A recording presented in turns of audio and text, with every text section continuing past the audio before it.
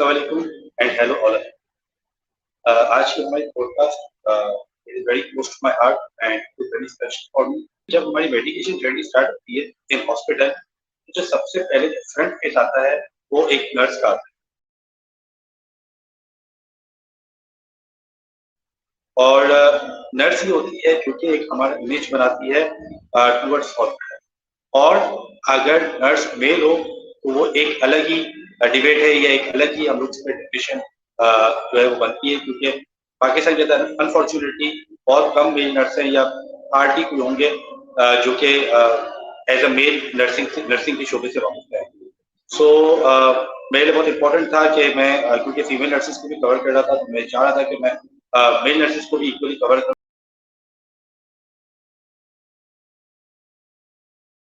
ताकि उनका भी पर्सपेक्टिव मेरे सामने आए और क्यों होते हैं नंबर में कम, क्या रीजन है, क्या मिथ है। तो इन सब पे डिस्कशन करने के लिए आज मेरे साथ उबैदुल्ला अवेलेबल हैं और professionally he is associated with medical profession. So without wasting our time, let me introduce Mr. Ubaidullah.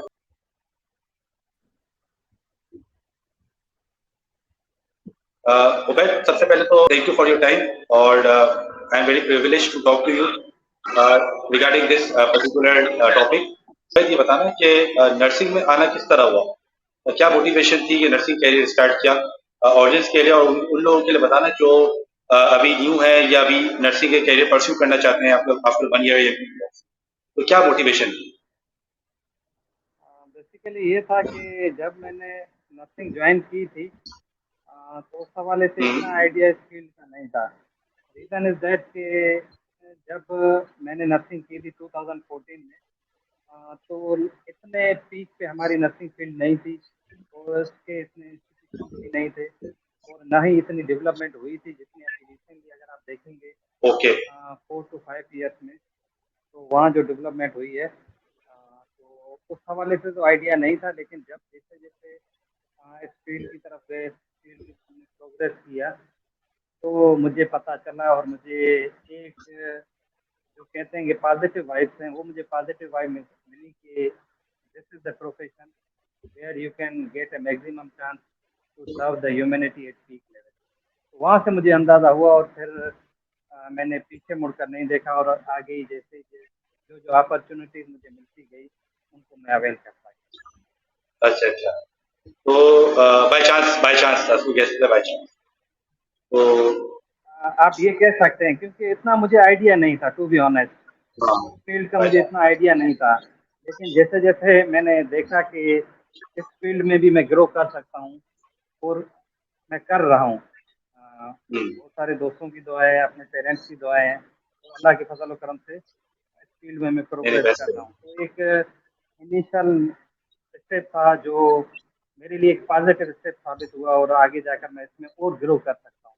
इतनी अपॉर्चुनिटीज आ सकती है कि आप बाहर जा सकते हैं, पीएचडी करने के लिए आप बाहर जा सकते हैं, वहाँ से पोस्ट डॉक्टरेट की डिग्री भी कर सकते हैं। तो कोई भी अगर फील्ड में आना चाहता है, you are more than welcome. It is a brilliant profession where you will get a chance to serve the humanity at peak level. Okay, ठीक है, परफेक्ट। अच्छा, मुझे एक चीज और बताना कि मुझे स्पेशली मुझे बाहर का तो नहीं पता, फॉरेन आइडिया नहीं है, लेकिन ये पाकिस्तान के अंदर एक्चुअली एक मिथ बना हुआ है कि nursing is equals to female, ठीक है ना? अभी आप अगर आप अभी मतलब हॉस्पिटल में आप काम कर रहे हो तो उसके अंदर भी यही है, होगा, जाहिर सी बात है कि अगर 50 लोग हैं, स्टूडेंट्स हैं, तो उसमें 40 फीमेल्स होंगी, 10% शायद मेल का रेशियो। ठीक है, तो ये क्या रीजन है पाकिस्तान में क्यों मेल ज्यादा नर्सिंग के अंदर नहीं आते हैं? और एक मिथ बना हुआ है कि अगर नर्स है तो फीमेल ही होगी, मेल का कॉन्सेप्ट बहुत कम है। अभी फिर भी मैं देखता हूँ लास्ट 2-3 ईयर से, स्पेशली आफ्टर कोविड, लोगों का माइंडसेट चेंज हो रहा है, नर्सिंग की तरफ भी लोग आ रहे हैं। मुझे भी काफी लोगों ने पूछा था, तो ये कि अभी फिर भी हो रहा है, लेकिन अगर मैं 2-3 साल पहले की बात करूं ये तो था ऐसा कि ट्रेंड नहीं था। पहले तो ये क्या रीजन है? रमजान बेसिकली इसका ये था कि जो ये एक ही प्रोफेशन है जो कह सकते हैं कि फीमेल डोमिनेट प्रोफेशन है। इसको जो बिल्कुल एग्जैक्टली। फाउंडर फ्लोरेंस नाइटिंगेल, वो भी एक फीमेल ही थी। और एक बिल्कुल। जनरल कॉन्सेप्ट है कि एक जो सर्व है सर्विस दे सकता है। उसमें अगर आप फीमेल है तो उसको ज़्यादा एहसास होगा एज़ कम्पेयर टू मेल।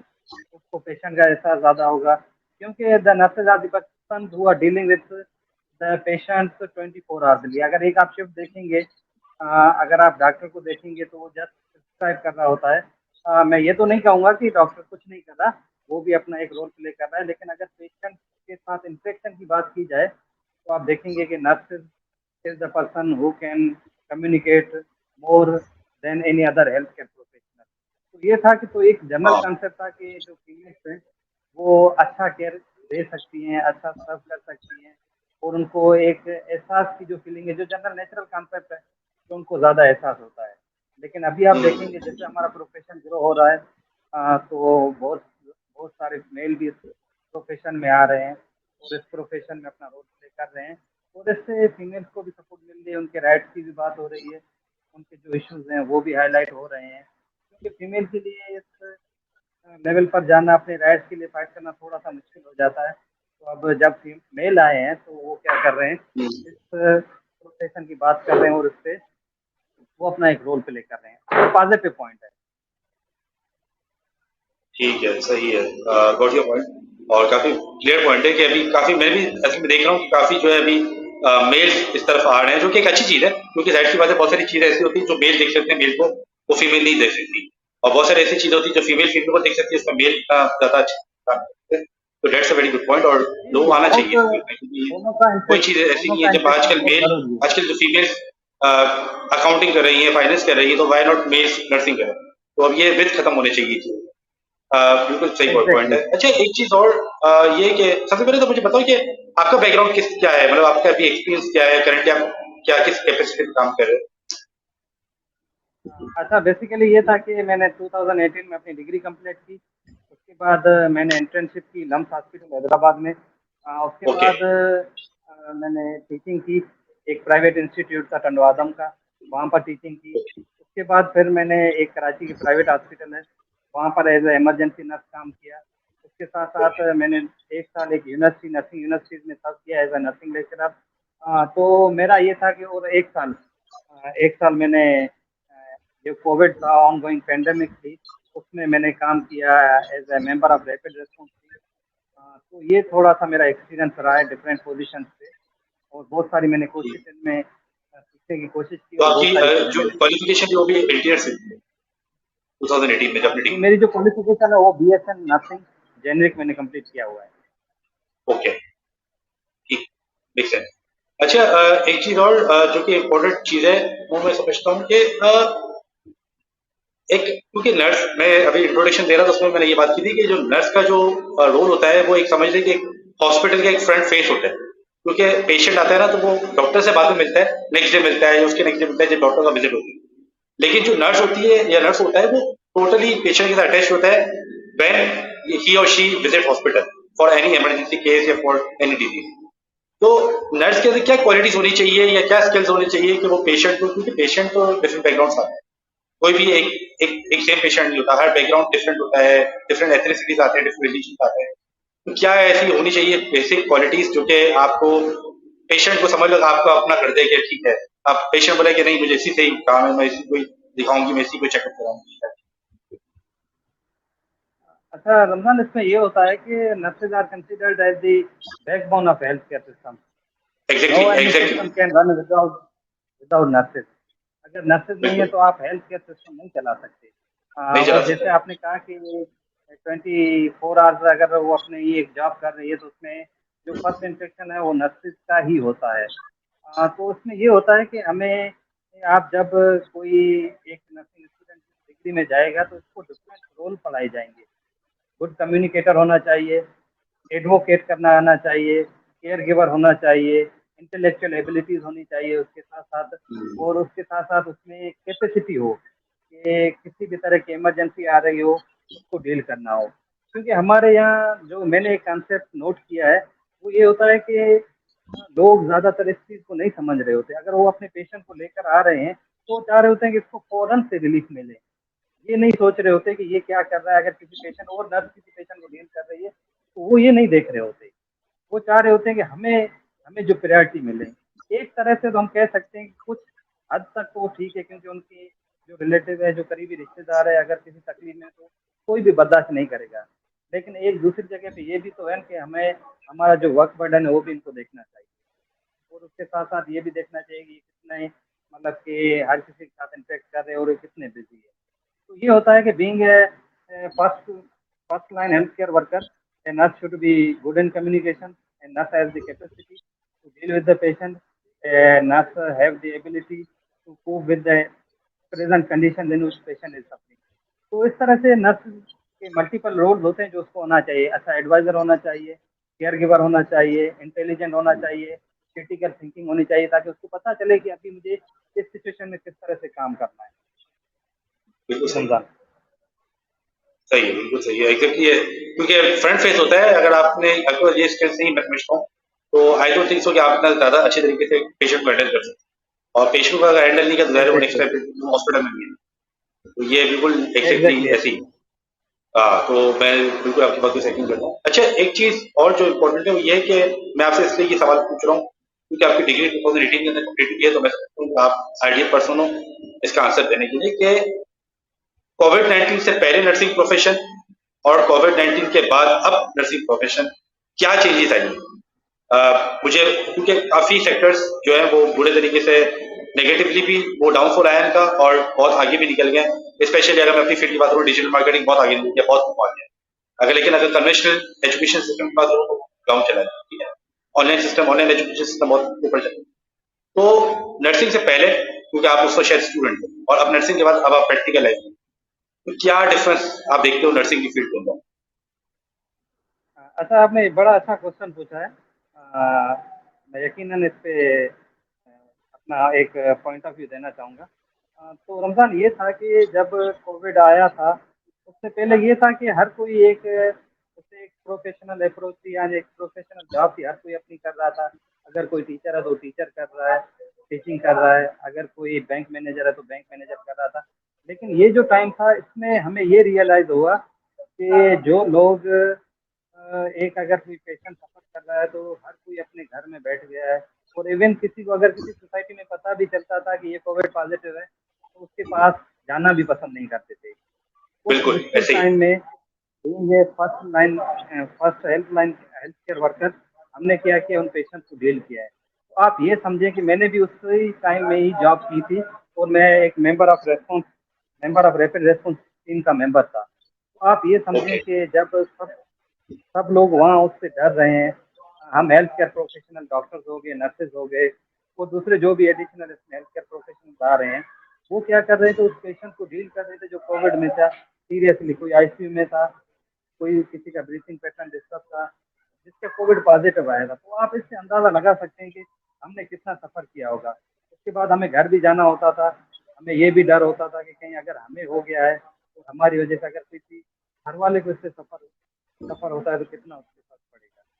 उसके साथ साथ ये भी होता है कि अगर वही फॉर एग्जांपल मैं कहीं पर काम कर रहा हूँ और किसी कोविड पेशेंट के साथ मेरा इंफेक्शन हो गया, मैं तो कोविड पॉजिटिव हो गया, ठीक है, मेरी इम्यूनिटी अच्छी है, मैं यंग हूँ, मैं उससे डील कर लूँगा। अगर मेरे ही पेरेंट्स में मेरे फादर को या मदर को कोविड हो जाता है, तो खुदा ना खासा उसकी डेथ हो जाती है, तो क्या है, बीइंग हेल्थ केयर प्रोफेशनल मैं अपने आप को माफ़ कर पाऊँगा? तो ये बहुत सारी चीज़ें थी कि जो हमारे लिए एक मतलब कि जिससे हमें फेस करना था, और अल्हम्दुलिल्लाह हमने फेस किया। और दूसरी चीज़ ये थी कि इससे आपने आपको भी आइडिया होगा कि आपने देखा होगा बहुत से नर्सेज, बहुत से डॉक्टर, बहुत से फ्रंटलाइन वर्कर की डेथ भी हुई है। तो इससे पता चला कि हमारी जो इम्पोर्टेंस है वो कितनी ज़रूरी है। हम आप लोगों के लिए कितने ज़रूरी हैं। हम बीइंग हेल्थ केयर प्रोफेशनल कितनी मुश्किलात में डिज़ीज़ से लड़कर आपको कोशिश करते हैं कि आपको एक क्वालिटी केयर दे सकें, आपको एक प्रॉपर ट्रीटमेंट दे सकें, और आपको उस लेवल पर पहुँचा सकें कि जिससे आप रिकवर होकर खुशी से अपने घर जा सकें। तो ये था कि एक इम्पैक्ट था। प्रीवियसली इतना इम्पैक्ट नहीं था कि जब आप लोगों ने, क्योंकि आप किसी क्रिटिकल फेज़ में हमें नहीं डाला था, लेकिन जब आपने हमें क्रिटिकल फेज़ में डाला और हमने उसको अच्छे से डील किया, तो आपको एक अच्छा-सा आइडिया मिल गया कि यार, they are the person who are serving the humanity at peak level. They are the सही पर्सन है। Who have the ability to cope with the medical illnesses, and they are trying their level best, sacrificing their own life। ठीक है ना? हम अपनी खुद की life को रिस्क पर रखकर हम क्या कर रहे थे, एक ह्यूमैनिटी को सर्व कर रहे थे। सही है, गॉट योर पॉइंट। बहुत क्लियरली आपने चीज़ों को बताया। मुझे भी इस तरह ही आपकी जो बात मुझे बिल्कुल एग्जैक्टली सही लग रही है, क्योंकि ऐसे ही होगा, क्योंकि डायनामिक्स ही चेंज हो गया, हर प्रोफेशन की डायनामिक्स ही चेंज हो गया। तो नर्सिंग तो समझ लो कि एक पेशेंट ओरिएंटेड जॉब है, तो वो तो समझ लो कि इसमें तो चेंजेस आनी ही है। तो इसलिए मैं आपसे पूछना चाह रहा था। अच्छा, एक चीज और जो इम्पोर्टेंट है वो ये है कि मैं आपसे इसलिए ये सवाल पूछ रहा हूँ क्योंकि आपकी डिग्री 2018 के अंदर कंप्लीट की है, तो मैं समझता हूँ कि आप आइडियल पर्सन हो इसका आंसर देने के लिए कि कोविड-19 से पहले नर्सिंग प्रोफेशन और कोविड-19 के बाद अब नर्सिंग प्रोफेशन क्या चेंजेस आई हैं? मुझे क्योंकि काफी सेक्टर्स जो है वो बुरे तरीके से नेगेटिवली भी वो डाउनफॉल आया इनका और बहुत आगे भी निकल गए। स्पेशली अगर मैं अपनी फील्ड की बात करूँ, डिजिटल मार्केटिंग बहुत आगे निकल गया, बहुत आगे। अगर कन्वेंशनल एजुकेशन सिस्टम की बात करूँ तो डाउन चला गया, ठीक है। ऑनलाइन एजुकेशन सिस्टम बहुत ऊपर चला। तो नर्सिंग से पहले, क्योंकि आप उसको शायद स्टूडेंट हो, और अब नर्सिंग के बाद अब आप प्रैक्टिकल लाइफ में, तो क्या डिफरेंस आप देखते हो नर्सिंग की फील्ड के अंदर? अच्छा, आपने बड़ा अच्छा क्वेश्चन पूछा है। मैं यकीनन इस पे अपना एक पॉइंट ऑफ व्यू देना चाहूँगा। तो रमज़ान ये था कि जब कोविड आया था, उससे पहले ये था कि हर कोई उसे एक प्रोफेशनल अप्रोच थी, यानी एक प्रोफेशनल जॉब थी, हर कोई अपनी कर रहा था। अगर कोई टीचर है तो टीचर कर रहा है, टीचिंग कर रहा है। अगर कोई बैंक मैनेजर है तो बैंक मैनेजर कर रहा था। लेकिन ये जो टाइम था, इसमें हमें ये रियलाइज़ हुआ कि जो लोग एक अगर कोई पेशेंट सफ़र कर रहा है तो हर कोई अपने घर में बैठ गया है।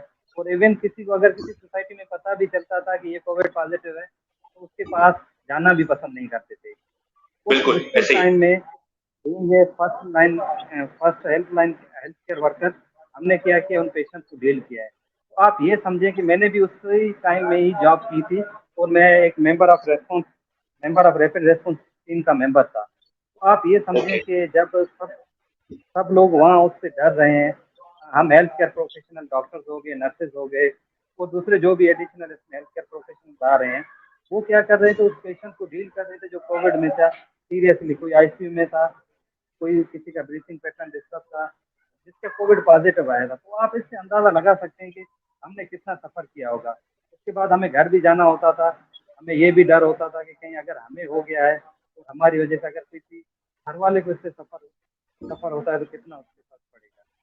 उसके साथ साथ ये भी होता है कि अगर वही फॉर एग्जांपल मैं कहीं पर काम कर रहा हूँ और किसी कोविड पेशेंट के साथ मेरा इंफेक्शन हो गया, मैं तो कोविड पॉजिटिव हो गया, ठीक है, मेरी इम्यूनिटी अच्छी है, मैं यंग हूँ, मैं उससे डील कर लूँगा। अगर मेरे ही पेरेंट्स में मेरे फादर को या मदर को कोविड हो जाता है, अब खुदा ना खासा उसकी डेथ हो जाती है, तो क्या है, बीइंग हेल्थ केयर प्रोफेशनल मैं अपने आप को माफ़ कर पाऊँगा? तो ये बहुत सारी चीज़ें थी कि जो हमारे लिए एक मतलब कि जिससे हमें फेस करना था और अल्हम्दुलिल्लाह हमने फेस किया। और दूसरी चीज़ ये थी कि इससे आपने आपको भी आइडिया होगा कि आपने देखा होगा कि बहुत से नर्सेज, बहुत से डॉक्टर, बहुत से फ्रंटलाइन वर्कर की डेथ भी हुई है। तो इससे पता चला कि हमारी जो इम्पोर्टेंस है वो कितनी ज़रूरी है। हम आप लोगों के लिए कितने ज़रूरी हैं। हम बीइंग हेल्थ केयर प्रोफेशनल कितनी मुश्किलात में डिज़ीज़ से लड़कर आपको कोशिश करते हैं कि आपको एक क्वालिटी केयर दे सकें, आपको एक प्रॉपर ट्रीटमेंट दे सकें और आपको उस लेवल पर पहुंचा सकें कि जिससे आप रिकवर होकर खुशी से अपने घर जा सकें। तो ये था कि एक इम्पैक्ट था। प्रीवियसली इतना इम्पैक्ट नहीं था कि जब आप लोगों ने, क्योंकि आप किसी क्रिटिकल फेज़ में हमें नहीं डाला था, लेकिन जब आपने हमें क्रिटिकल फेज़ में डाला और हमने उसको अच्छे से डील किया, तो आपको एक अच्छा-सा आइडिया मिल गया कि यार, they are the person who are serving the humanity at peak level. They are the सही पर्सन है। Who have the ability to cope with the medical illnesses and they are trying their level best, sacrificing their own life। ठीक है ना? हम अपनी खुद की life को रिस्क पर रखकर हम क्या कर रहे थे, एक ह्यूमैनिटी को सर्व कर रहे थे। सही है, गॉट योर पॉइंट। बहुत क्लियरली आपने चीज़ों को बताया।